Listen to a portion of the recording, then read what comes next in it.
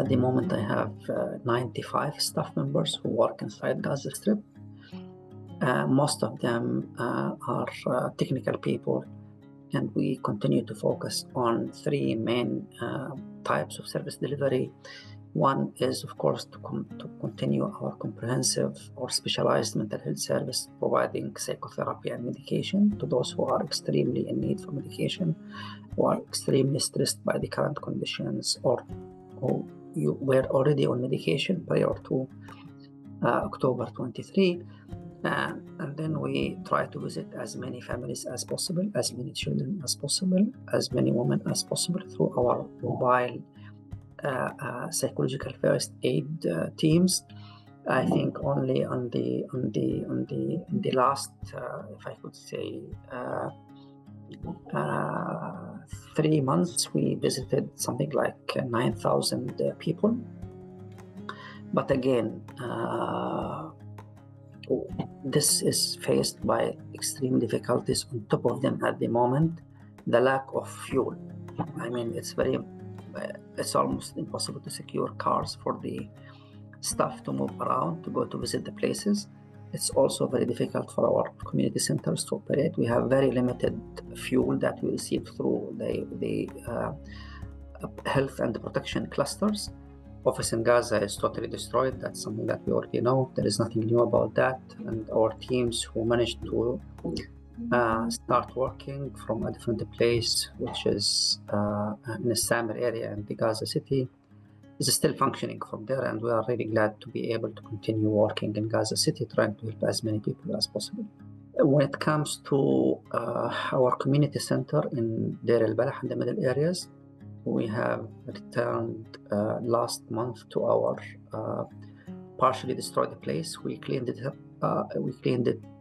up, and we managed to, just cover the broken windows with whatever plastic material is there. And the staff were really happy to be able to return. It's a form of return, when they return to the office, and they are starting operating from there.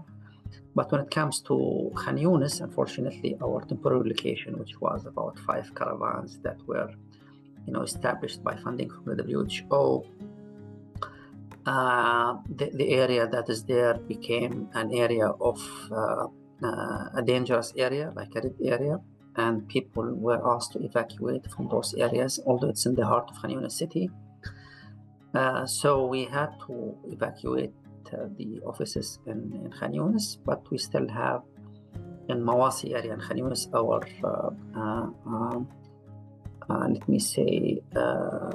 mobile station through which we try to help displaced people in Khan Younis Mawasi area. And it seems that literally now with the recent displacement orders in the last 6 or 7 weeks, the whole southern areas of Gaza Strip are now totally condensed in Mawasi area and Khan Younis, not only including Rafah, but including Khan Younis city.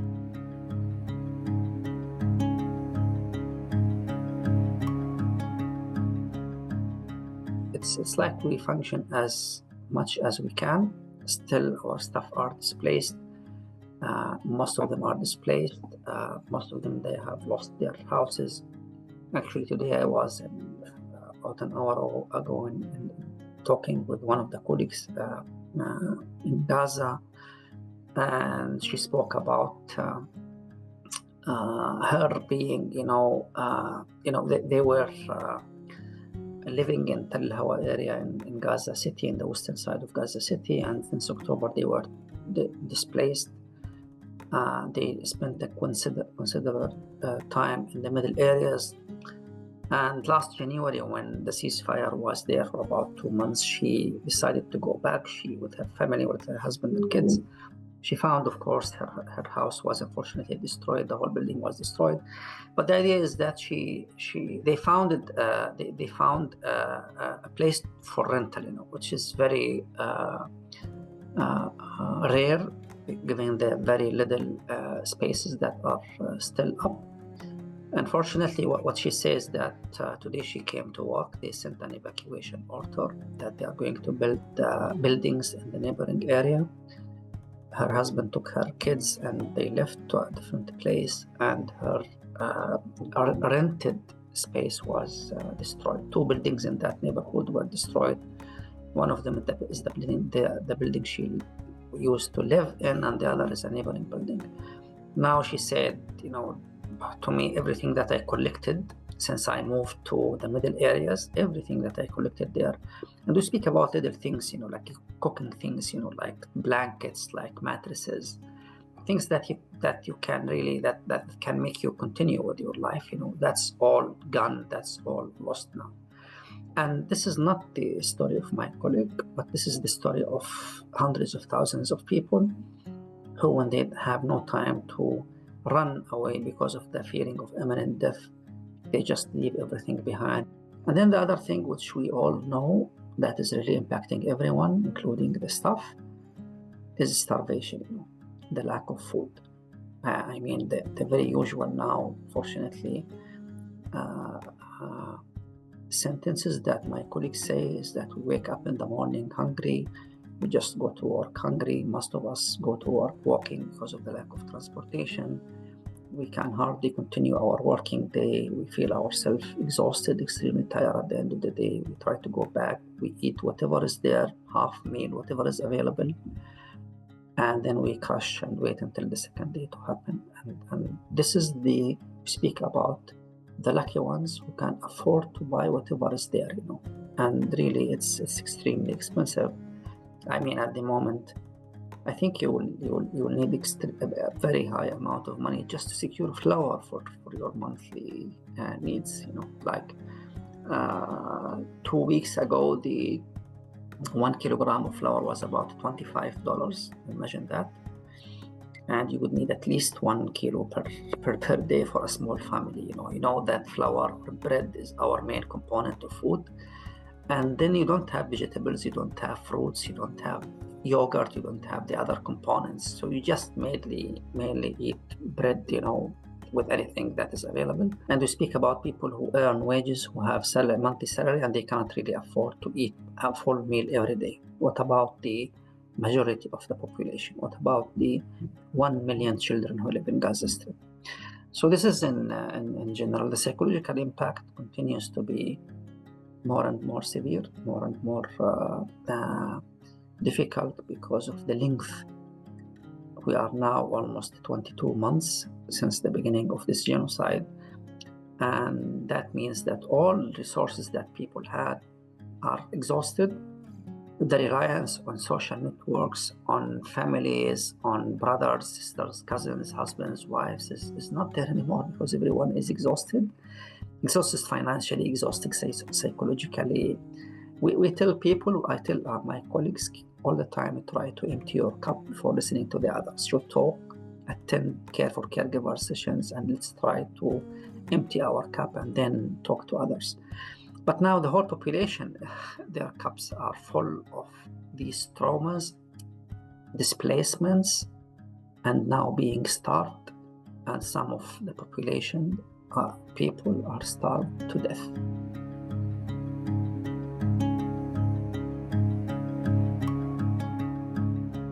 Being starved, deepened the suffering, the psychological impact of what was going on. For example, we used to talk about seeing some of the children who really look pale, some of the children who look shaking and all the time terrified. Now, this is not something that you see in specific cases. That's the overall scene for all children in Gaza Strip. They are all pale.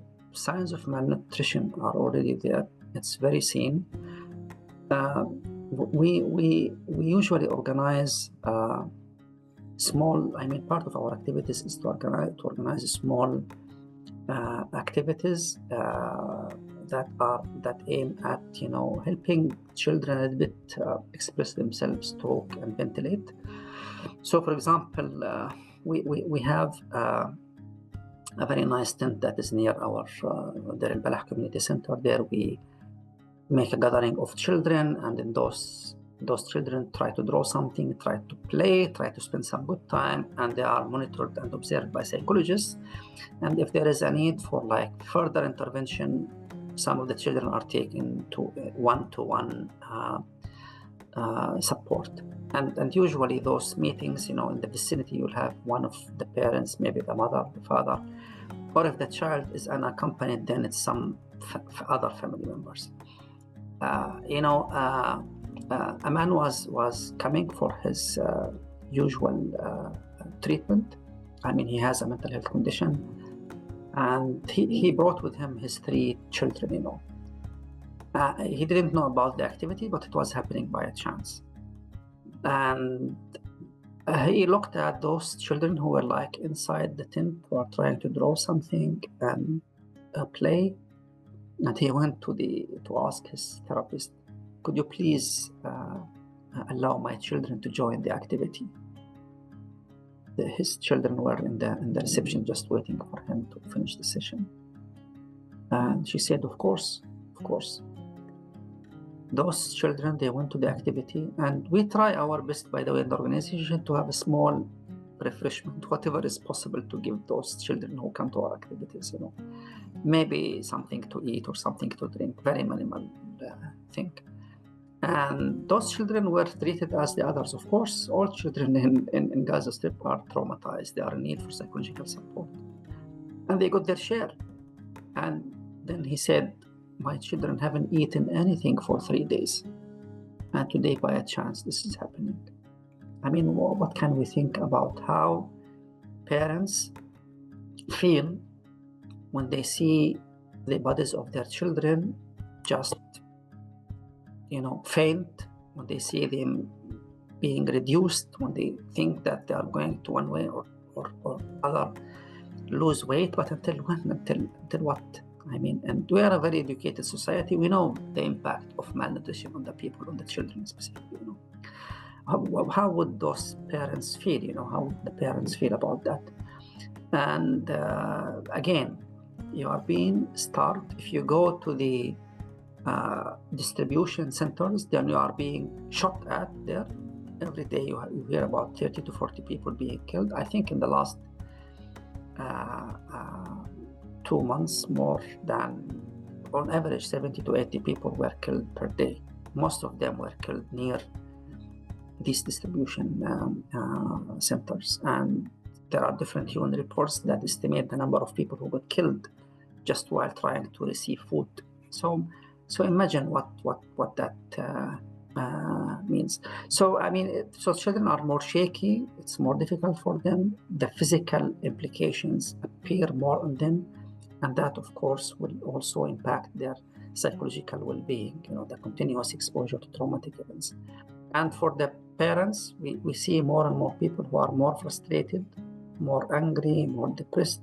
They don't have any good hope in the future. And many people say that we are, waiting for the moment that we are, that maybe we will die by a bullet, maybe we will die by a bombardment, maybe we will die because we don't have enough food. And the expectation of death is the overall, picture now there. Everyone is waiting the moment that he or she will die.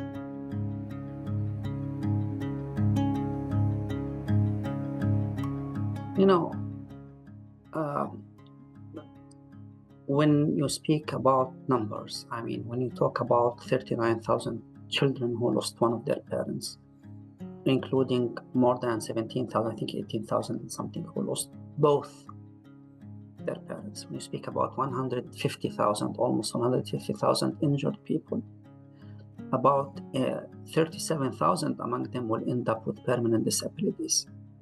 We speak about the number of killed people, 60,000 people. And we are still, that's the I would say, the provisional count. And when you look at the research studies, or look at the literature, scientific literature, that are published in a well-known international journals that anticipate over tens of thousands of people who are dying because of the neglect of lack of health services, lack of health provision of basic healthcare services. What's left? When you speak about the impact that reached more than 10% of the population directly either killed or wounded. If we look at how lawyers name it, then it's a genocide. I am a health practitioner. What should I say? after the war ends, who is fighting whom? I don't understand when every night, almost every night, a tent is being bombed in Mawasi area. What's in that bomb? I mean, who would drop a bomb on a tent? But for what reason? When you tell families, leave the houses, and you just destroy the house, it means there is no target there. You are just, destroying the house. I mean, when you flatten all the buildings in Rafah governorate, all the buildings, for what reason is that done? When you flatten all the buildings in Beit Hanun and Beit Lahi, northern areas of Gaza Strip, what's different there? Why that is happening? When you tell people to go to get their food parcel, and then you shoot at them, what is that going to be named? When you are told that there are 5 ambulances carrying 15 first aid and healthcare professionals on their way to help people survive, to recover some people, and to take them to the hospital, and then you shoot at them, and then you bury them to the ground with the tanks, and you kill 14 of them and only 1 survived. What can we call that? I mean, things are really clear. There is no doubt, and I think the world in the last couple of months, after opening their eyes on what's happening and what's going on in Gaza, they have started to act one way or the other. And again, what we are looking for at the moment is to stop this from happening and to allow people to heal and to recover.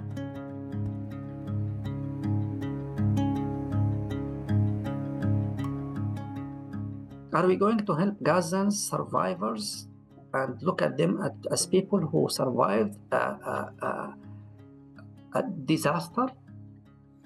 Are we going to look at them as people who survived an earthquake that continued for seconds, destroyed a few houses, but now they are safe? Are we going to look at them like people who were exposed to a tsunami? Their houses got drowned, but they survived. They lost some of their people, but now they can rebuild back. Or we are going to face the reality that not a single family have not lost a member of its people. And we need to plan in accordance with that as professionals, as health professionals, as mental health professionals, how we are going to help people recover and heal after a genocide. It's not a simple disaster. It's not a simple war. It's a lot more than that. Well, first of all, okay, we can say that everyone talks about trauma-informed care.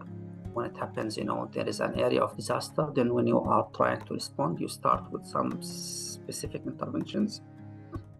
For example, you provide psychological first aid, you provide some stress reduction interventions, but the overall name could be, or title could be like trauma-informed care, like you focus on healing the trauma of the people, helping people overcome their traumatic experiences, reprocess the traumatic event, reconstruct the traumatic event, and then help them go on with their lives. But there are preconditions for that to happen.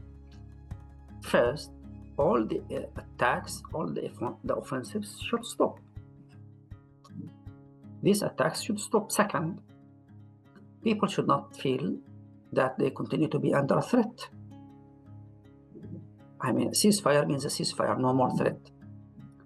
Third, people will need to have clean, good environment, which means you need to remove the rubble that is present everywhere in Gaza Strip. You need to clean the neighborhoods. Okay, and then you allow the recovery processes to start.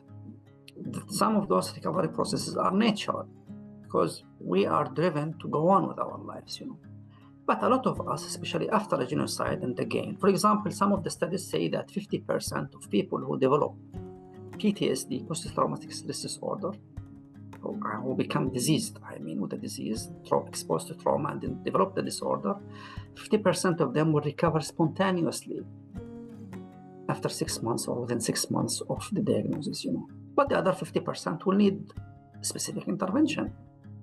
If we apply that to Gaza Strip, then how many among the 2 million people were exposed to trauma? All of them how many developed the disorder? The minimal figure that you can talk, according to some WHO studies, is that 10% of the population will develop moderate to severe mental health conditions, including PTSD, even schizophrenia, severe depression, etc., etc. That's 200,000 people. For those 200,000 people, including children and adolescents, men and women and everyone, they will need the ability to go on with their life. So in addition to that, you need going on with your life, allowing recovery, which needs going back to the normal functioning. For a child, the normal functioning is two things. First, to play, because this is a very simple right of children. Second, schooling. And these are the very little things that you need to, basic things that you need to provide. Now, unfortunately, and again, why we speak or say genocide, we need to add to those two simple basic conditions, food. We started having these offensives since 2008-9.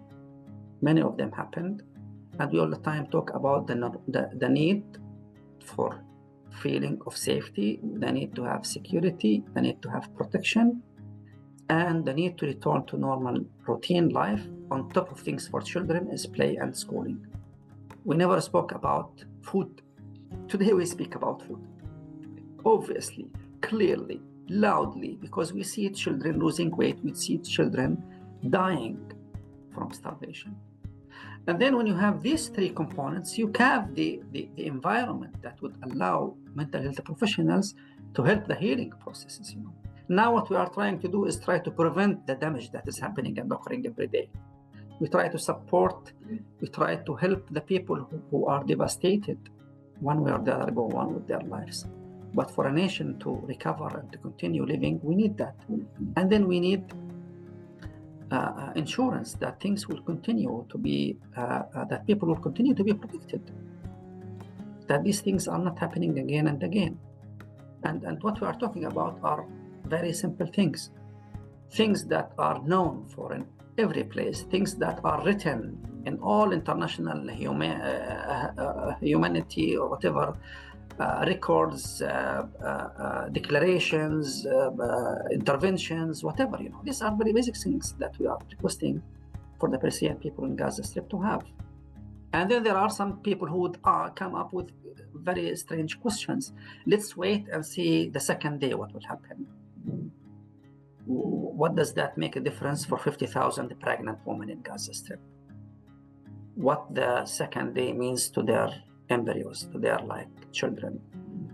What is that going to mean for those who are another 50,000 children below the age of 1 year? There are clearly responsibilities of the international community towards what's happening now in Gaza. And history is going to write down and register how everyone dealt with what's going on.